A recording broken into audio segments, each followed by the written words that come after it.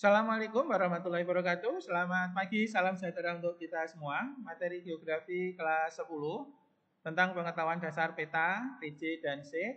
Sub KD kali ini adalah skala dan simbol peta.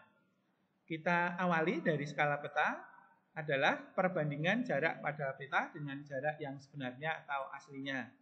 Contohnya, 1 dibanding 10.000, artinya 1 cm di peta sama dengan 10.000 cm di lapangan. Kalau kita menghitung di lapangan satuan cm repot, maka biasanya dikonversi ke meter atau ke kilometer.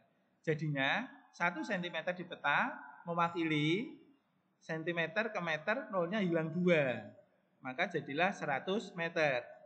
Atau 1 cm di peta mewakili, kalau mau ke kilometer, sentimeternya nolnya dihilangkan 5. 1, 2, 3, 4, 5. Hilang semua kan? Nah, tapi karena nol yang pertama adalah 1, jadilah 0,1 km di lapangan. Contoh kedua, 1 dibanding 400.000. Artinya 1 cm di peta mewakili 400.000 cm atau 4 km di lapangan. 1 cm 1 banding 2,5 juta. Artinya 1 cm di peta sama dengan 25 km di lapangan. Kemudian macam-macam skala peta itu ada 3. Yang pertama skala angka, itu tadi contoh-contoh saya tadi, soal angka semua. Skala yang dinyatakan dengan angka atau bilangan. Yang kedua skala garis atau grafik. Adalah skala yang dinyatakan dengan garis atau grafik, banyak dipakai oleh negara-negara Anglo-Saxon atau Amerika Utara dan negara Inggris ya. Ini ya contohnya. Di sini ada garis 0 sampai 1, 2, 3 cm. Terus di sini ada keterangan kilometer. Itu artinya 3 cm di peta sama dengan 3 km di lapangan. Yang kedua juga begitu contohnya ya. 1 sampai 6 cm, 10 sampai 60 km. Maknanya ya sama, 1 cm sama dengan 10 km. Di yang ketiga ini 0 sampai 3 inci, di sini mil. Itu artinya sama-sama angka 3, maka 1 inci di peta sama dengan 1 mil di lapangan. 3 inci di peta sama dengan 3 mil di lapangan. Yang ketiga skala verbal, skala yang dinyatakan dalam kalimat. Contohnya 1 cm per 10 km.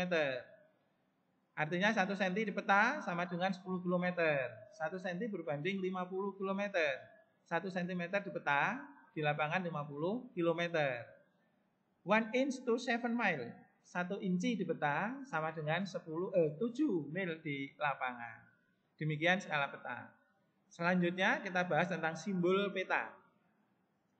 Adalah gambar atau tanda di peta yang menggambarkan atau melambangkan objek yang ada di permukaan bumi dari suatu wilayah yang dipetakan. Simbol peta itu macam-macam. Ada yang menurut bentuknya, wujudnya, sifatnya, dan menurut kenampakan lingkungannya. Baik, kita akan mulai mempelajari jenis-jenis simbol peta berdasarkan bentuknya. Yang pertama adalah simbol titik. Ya, simbol titik adalah simbol yang berbentuk titik atau mendekati titik. Ini contohnya ya. Ini contohnya. Ini bentuknya semuanya tidak harus titik. Yang titik bahkan hanya kota kecil, kecamatan, dan ibu kota kabupaten. Selebihnya ada persegi, ada segitiga begitu. Tapi ini di peta ukurannya sangat kecil sehingga dimasukkan dalam simbol titik. Kemudian yang kedua adalah simbol garis.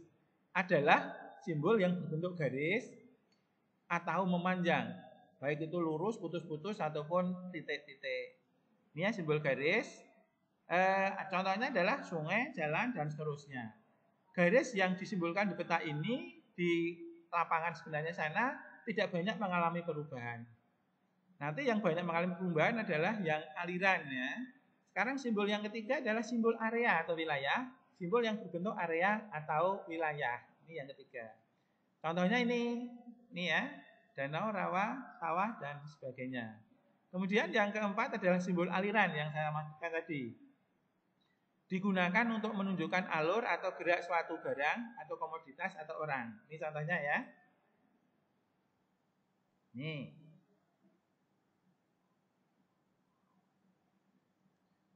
Kalau diamati, dua contoh peta ini adalah gambarnya sih sama-sama garis ya.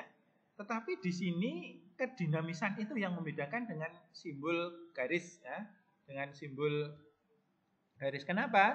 Karena di sini itu peta jalur pelayaran berarti ada pergerakan yang hitungannya sangat cepat ya, terus mengalami pergerakan, sangat dinamis dalam hitungan hari bahkan jam. Sedangkan kalau jalan batas wilayah itu kan relatif tetap ya, untuk berubahnya itu lama. Gitu. Selanjutnya adalah berdasarkan wujudnya itu ada 3, simbol piktoral, simbol abstrak atau geometrik, dan simbol huruf atau angka. Piktoral berarti mirip dengan objeknya, abstrak itu tidak mirip. Huruf atau angka itu wujudnya itu huruf atau angka. Ini dicermati simbol piktoral kalau gedung sekolah itu bentuknya seperti rumah. Kalau geometri kan hanya untuk membedakan dengan simbol yang lain. Sembarang kita mau bikin lingkaran segitiga atau persegi terserah ya. Simbol huruf gedung sekolah dikasih huruf S atau GS gitu ya. Kemudian piktoral yang pelabuhan, jangkar itu dilambangkan mirip dengan aslinya.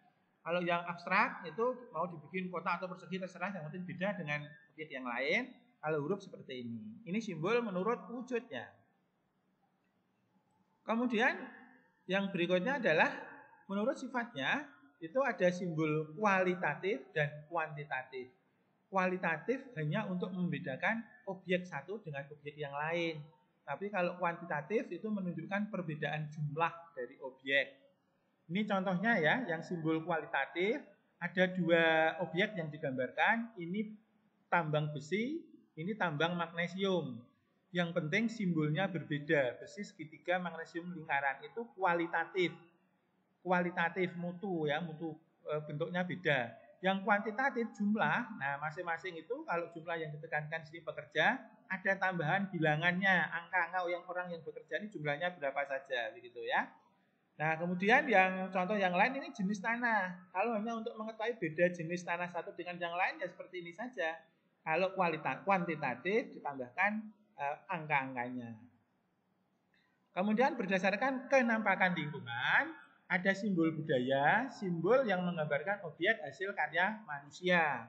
Ini ya, contohnya ini semua kan hasil karya manusia.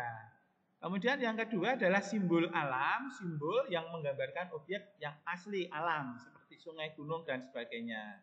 Ini contohnya.